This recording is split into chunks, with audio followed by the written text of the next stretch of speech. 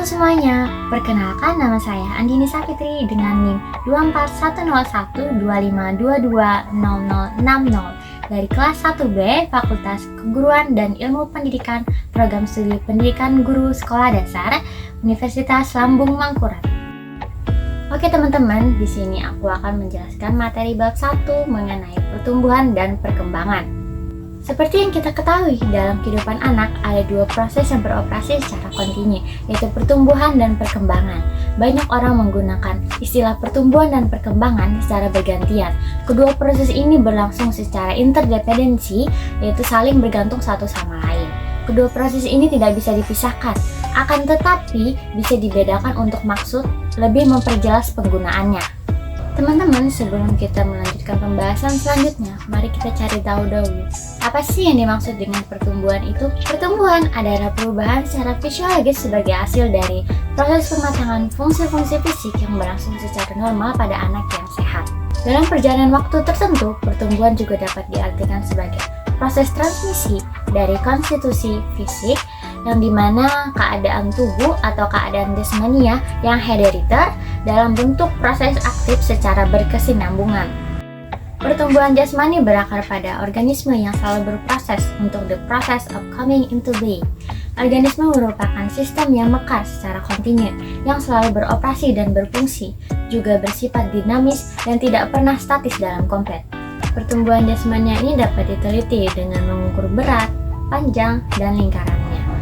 Misalnya mengukur lingkar kepala, lingkar dada, lingkar pinggul, lingkar lengan, dan lain-lain. Nah, selanjutnya faktor-faktor apa saja sih yang dapat mempengaruhi pertumbuhan yang kurang normal dalam organisme? Faktor yang pertama terjadi ketika sebelum lahir, misalnya kekurangan nutrisi pada ibu dan janin, sehingga janin terkena virus keracunan sewaktu bayi ada di dalam kandungan, yang mengakibatkan janin terkena infeksi oleh bakteri sifilis, lalu muncullah penyakit gabang, TBC, kolera, tifus, gondok, sakit gula, dan lain-lain. Faktor yang kedua terjadi saat kelahiran. Faktor ini adalah intracranial hemorrhage atau terjadinya pendarahan pada bagian kepala bayi yang disebabkan oleh tekanan dari dinding rahim ibu saat ia dilahirkan dan oleh efek susunan saraf pusat karena proses kelahiran bayi tersebut dilakukan dengan bantuan tanks atau yang disebut dengan transfer losing. Faktor yang ketiga terjadi saat sesudah kelahiran.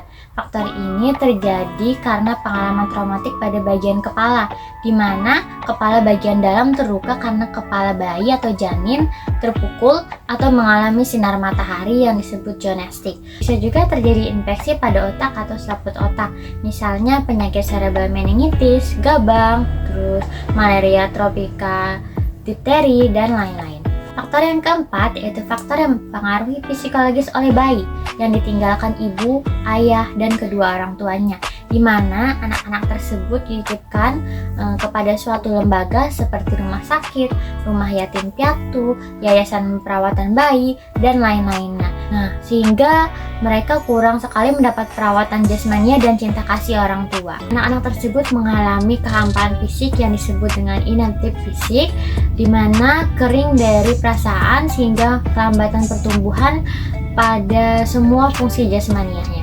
Baik, materi selanjutnya mengenai masa kanak-kanak atau tentang karakteristik anak usia sekolah dasar. Menurut Hafigours, tugas perkembangan anak usia sekolah dasar meliputi yang pertama, menguasai keterampilan fisik yang diperlukan dalam permainan dan aktivitas fisik. Yang kedua, membina hidup sehat. Yang tiga, belajar bergaul dan bekerja dalam kelompok. Yang keempat, belajar menjalankan peranan sosial dengan jenis kelamin. Yang kelima, belajar membaca, menulis, dan berhitung agar mampu berpartisipasi dalam masyarakat.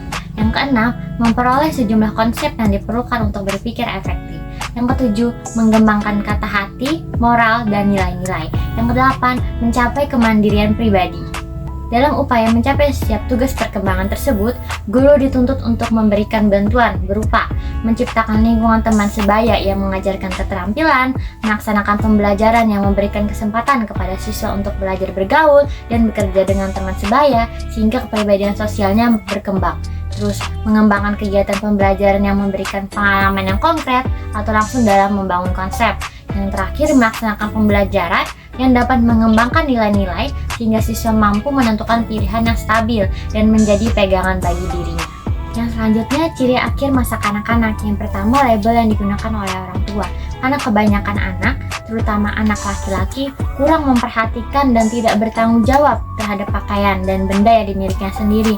Maka orang tua memandang periode ini sebagai usia tidak rapi, suatu masa di mana anak cenderung tidak memedulikan dan ceroboh dengan penampilan dan kamarnya sangat berantakan. Label selanjutnya, label yang digunakan oleh para pendidik. Pada usia ini, anak diharapkan memperoleh dasar-dasar pengetahuan yang dianggap penting untuk keberhasilan penyucian diri pada kehidupan dewasa dan mempelajari berbagai keterampilan penting tertentu, baik kurikuler maupun ekstrakurikuler. Label yang selanjutnya, label yang digunakan ahli psikologi. Usia kelompok suatu masa di mana perhatian utama anak tertuju pada keinginan diterima oleh teman-teman sebayanya. Sebagai anggota kelompok yang bergengsi dalam pandangan teman-temannya. Usia kreatif, suatu masa dalam rentan kehidupan di mana akan ditentukan apakah anak-anak menjadi konformis atau pencipta karya baru dan original.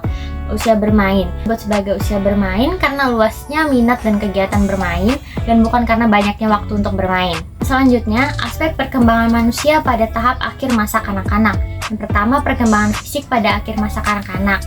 Aspek perkembangan fisik ini meliputi tinggi, berat, perbandingan tubuh, kesederhanaan, perbandingan otak, lemak, dan gigi. Yang selanjutnya, keterampilan awal masa kanak-kanak. Kategori keterampilan ini meliputi keterampilan menolong diri sendiri, keterampilan menolong orang lain, keterampilan di sekolah, dan keterampilan dalam bermain. Lalu kemajuan dalam berbicara. Bidang-bidang yang mengalami kemajuan meliputi penambahan kosakata, pengucapan, pembentukan kalimat, dan kemajuan dalam pengertian. Materi selanjutnya mengenai prinsip-prinsip pertumbuhan dan perkembangan. Perkembangan berkaitan dengan perubahan kualitatif dan kuantitatif yang merupakan deretan progresif dari perubahan yang teratur dan koheren. Proses perkembangan yang terjadi pada individu manusia mengikuti prinsip-prinsip yang berlaku secara umum, yaitu yang pertama, tipe-tipe perubahan. Ada perubahan dalam ukuran, perubahan dalam proporsi, hilangnya ciri-ciri masa lalu atau yang lama, dan perolehan ciri-ciri yang baru. Yang kedua, itu pola pertumbuhan fisik, seperti hukum cephalocauda, terus hukum primordial. Yang ketiga, karakteristik perkembangan.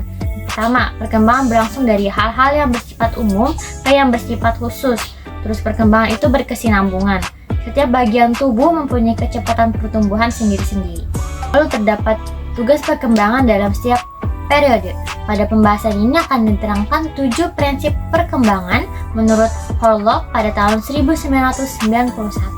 Ketujuh prinsip ini antara lain, yang pertama adanya perubahan. Manusia tidak pernah dalam keadaan statis. Dia akan selalu berubah dan mengalami perubahan. Selama proses perkembangan, seorang anak ada beberapa ciri perubahan yang mencolok, yaitu perubahan ukuran, perubahan fisik yang meliputi tinggi, berat, organ dalam tubuh, perubahan mental, lalu perubahan mental meliputi memori, penalaran, persepsi, dan imajinasi. Terus perubahan proporsi, misalnya perubahan perbandingan antara kepala dan tubuh pada seorang anak. Lalu hilangnya ciri lama, misalnya ciri egosentrisme yang hilang dengan sendirinya berganti dengan sikap prososial. Selanjutnya, perkembangan awal lebih kritis daripada perkembangan selanjutnya. Bukti-bukti ilmiah telah menunjukkan bahwa dasar awal cenderung bertahan dan mempengaruhi sikap dari perilaku anak sepanjang hidupnya. Terdapat 4 bukti yang membenarkan pendapat ini. Pertama, hasil belajar dan pengalaman merupakan hal yang dominan dalam perkembangan anak. Selanjutnya, dasar awal cepat menjadi pola kebiasaan. Lalu dasar awal sangat sulit berubah meskipun hal tersebut salah. Terus semakin dini sebuah perubahan dilakukan, maka semakin mudah bagi seorang anak untuk mengadakan perubahan bagi dirinya. Selanjutnya, perkembangan merupakan hasil proses kematangan dan pelajar. Perkembangan seorang anak akan sangat dipengaruhi oleh proses kematangan, yaitu terbukanya karakteristik yang secara potensial telah ada individu yang berasal dari warisan genetik individu. Hubungan antara kematangan dan hasil belajar ini dapat dicontohkan pada saat terjadinya masa peka pada seorang anak. Bila pembelajaran ini diberikan pada saat masa pekanya, maka hasil dari pembelajaran ini akan cepat dikuasai oleh anak. Demikian pula sebaliknya. Hukum yang kedua yaitu proximo distal, perkembangan dari yang dekat ke yang jauh. Pola selanjutnya, pola perkembangan mempunyai karakteristik yang dapat diramaikan. Semua anak mengikuti pola perkembangan yang sama dari suatu tahap menuju tahap berikutnya. Pola perkembangan ini tidak akan berubah sekalipun terdapat variasi individu dalam kecepatan perkembangan. Nah, perkembangan berlangsung secara berkesinambungan sejak dari pembuahan hingga kematian. Namun hal ini terjadi dalam berbagai kecepatan, kadang lambat tetapi kadang cepat. Perbedaan kecepatan perkembangan ini terjadi pada setiap bidang perkembangan dan akan mencapai puncaknya pada usia tertentu. Yang selanjutnya terdapat perbedaan individu dalam perkembangan. Walaupun pola perkembangan sama bagi semua anak, setiap anak akan mengikuti pola yang diramalkan dengan cara kecepatannya sendiri. Perbedaan ini disebabkan karena setiap orang memiliki unsur biologis dan genetik yang berbeda. Kemudian juga faktor lingkungan yang turut memberikan kontribusi terhadap perkembangan seorang anak. Yang terakhir, setiap tahap perkembangan memiliki bahaya yang potensial. Beberapa hal yang dapat menyebabkannya antara lain dari lingkungan dari anak ini sendiri. Nah, bahaya ini dapat mengakibatkan terganggunya penyesuaian fisik, psikologis, dan sosial. Sehingga pola perkembangan anak tidak menaik, tetapi datar. Artinya tidak ada peningkatan perkembangan dan dapat dikatakan bahwa anak sedang mengalami gangguan penyesuaian yang buruk atau ketidakmatangan.